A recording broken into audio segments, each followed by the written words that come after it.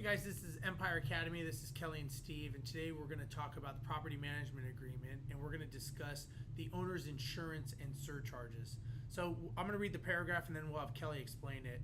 At all times during this agreement, while the home is managed by Empire Industries, owner must maintain in effect a public liability insurance policy, homeowner's insurance that covers losses to the property.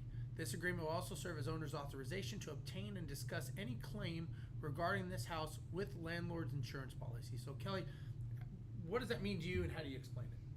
So, and this is not something that we get pushback on. It's just something that is important that they know, To because explain. we have some investors who maybe own the property already or bought it in cash and say, no, I'm going to self-insure.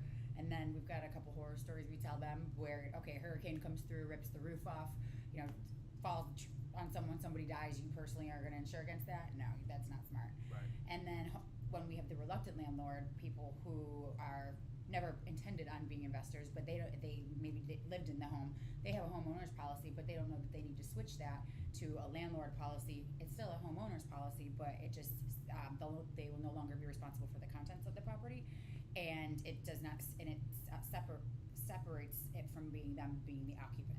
Because in the event anything were to happen to the property, we would hate for that to be a loophole for a reason for the insurance company not to pay out. Yeah, and it's just important to make sure that they're informed, that we've told them, that they realize and know that, number one, they have to have insurance, and number two, it needs to be a renter's a policy, a landlord's policy. Don't say renters, because as soon as they hear rent, then they get quotes for if they were the tenant. Right. So there wants to be a landlord policy, and it's really just a matter of unchecking one box and checking another by the insurance company, but it's something that must be done because you don't want there to be a loophole for anything. And actually, the insurance price actually will go down in most instances when it goes from a homeowner's policy to a landlord policy, because you are no longer insuring the contents of the property. Mm-hmm. It's basically from the 2x4s out is what's being insured.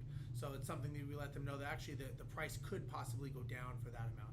So again, it's just something that they need to know. They need to be aware of the fact that they need to have this policy in place, and they want to have the right one, and that's just kind of how we explain it and inform them. And it is also different than if they have a home warranty. Different than a home warranty, correct. So again, want to make sure that they understand the definitions of what they have, and they understand what it is that we're talking about and what they're talking about, so we're all on the same page. So this is Kelly and Steve with Empire Academy. That was your Empire Minute.